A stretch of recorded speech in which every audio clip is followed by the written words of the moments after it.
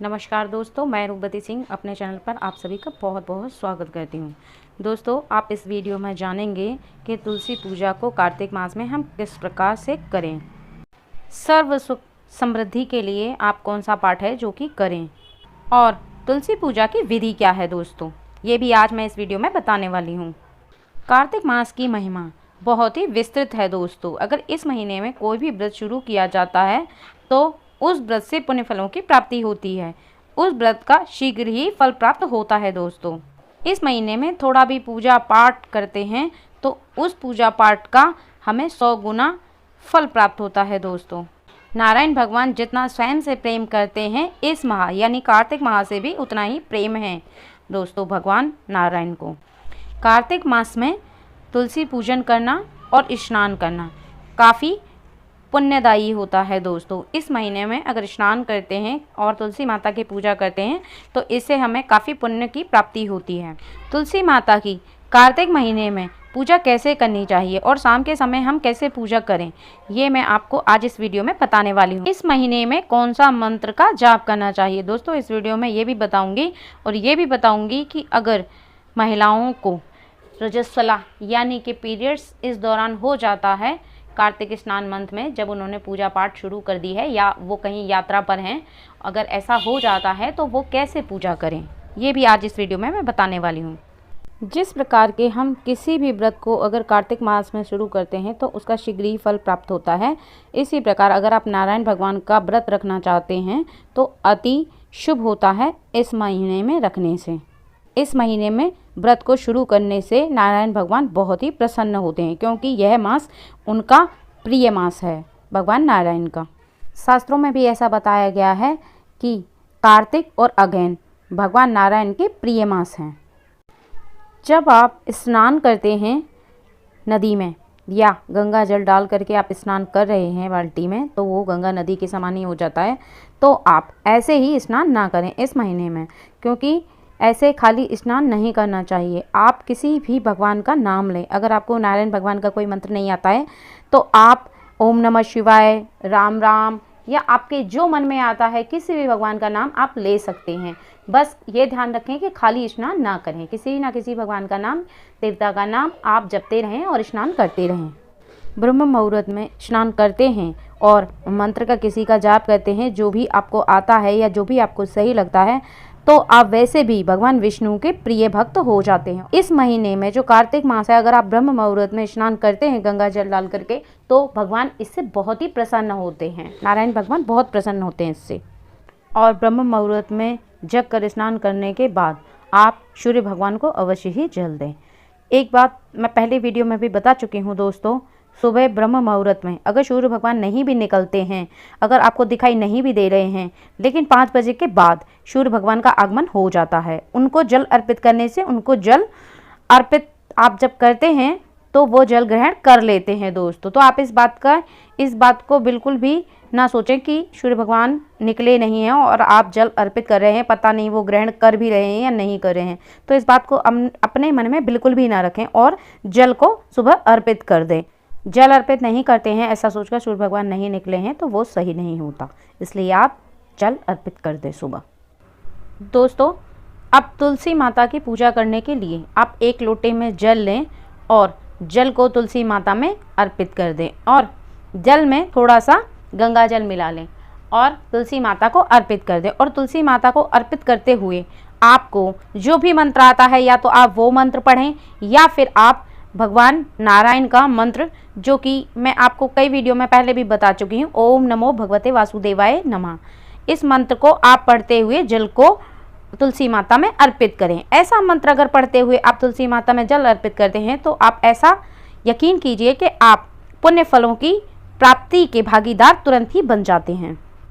यानी ऐसा करने से बहुत ही पुण्य फल की प्राप्ति होती है दोस्तों।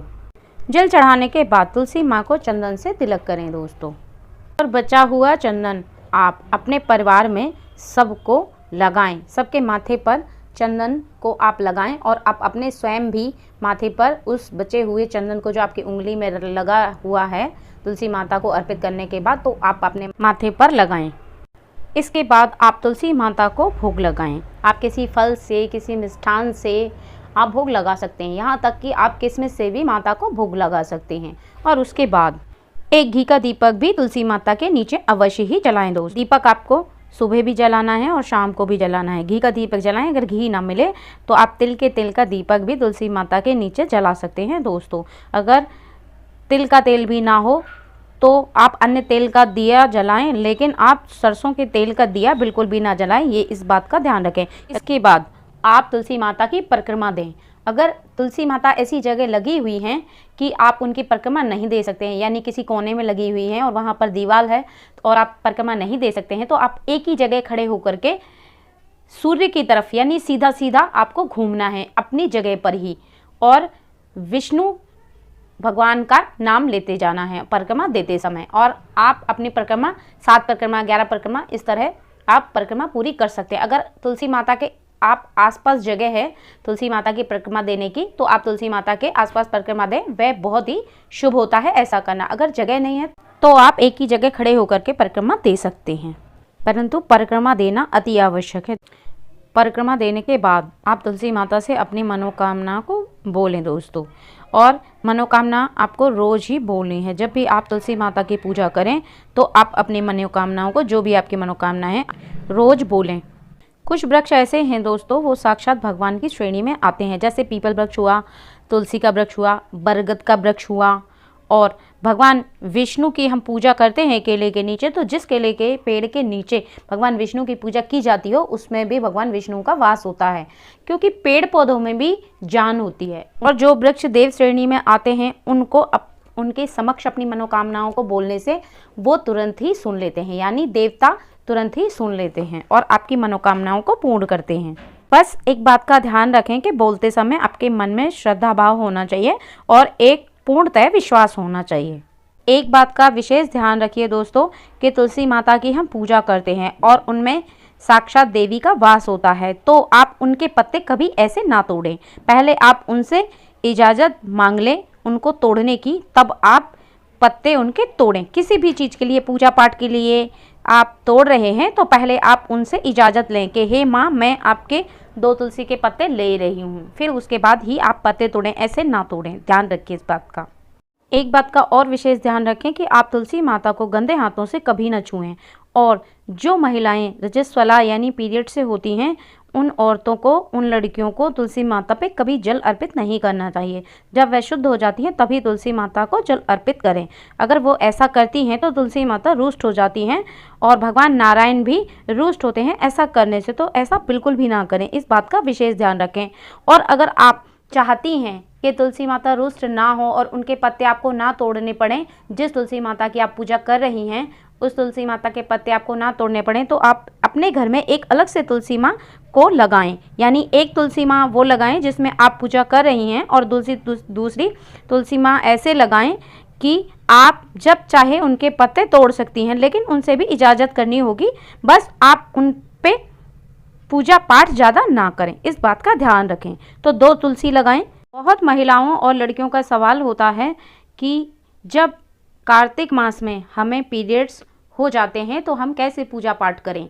देखिए, उन लोगों के लिए मैं बताना चाहूँगी कि जब कार्तिक मास के जो लोग नियम कर रही हैं, महिलाएं और लड़कियां, तो आपको नियम नहीं छोड़ना है, नियम आपको वैसे ही करना है, थोड़ा पूजा पाठ में अंतर होगा बस। इसके लिए आप जैसे ब्रह्म मुहूर्त में स्नान करती हैं वैसे ही करें, और आप तुलसी माँ के ऊपर जल अर्पित ना करें, यानी तुलसी माँ को जल ना चढ़ाएं, दिया ना जलाएं, और आप उनको दूर से नमन करें। और भगवान नारायण को, माँ लक्ष्मी को दूर से आप प्रणाम करें। दूर से ही आप सूर्य देवता को भी प्रणाम करें, उनका नाम लें और भगवान नारायण का नाम लें, बस आप छू नहीं सकते उनको। तो इस तरह से आप अपनी पूजा को संपूर्ण करें।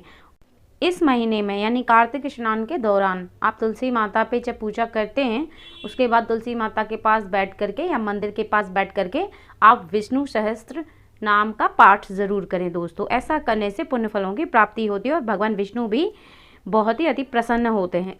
इसी प्रकार करके आप कार्तिक स्नान की पूजा पाठ और उनके नियमों को करें दोस्तों वीडियो अगर पसंद आए तो मेरे चैनल को सब्सक्राइब करें, बेल बटन को प्रेस करके रखें, ताकि जब भी मैं कोई वीडियो शेयर करूं तो उसका नोटिफिकेशन सबसे पहले आपको मिले दोस्तों।